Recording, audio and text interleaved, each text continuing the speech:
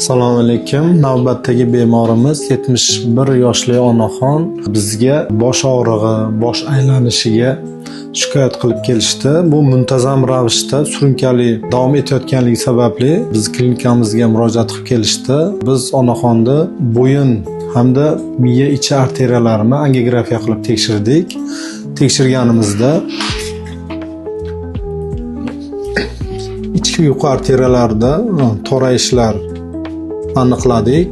O'ng tomonda 30% gacha, chap tomonda esa 40% gacha torayishlar aniqlandi. Ichki yuqi arteriyasida hamda o'ng tomonda umurtqa arteriyasida 90%, chap tomonda esa 80% gacha torayish aniqlandi hamda patologik qiyshayishlar chap tomonda umurtqa arteriyasida hamda ikkala yuqi arteriyalarini esa biroz qiyshayishlar, ya'ni kengliklar aniqladik hamda bemorimizni angionevrolog ko'rigiga jo'natdik.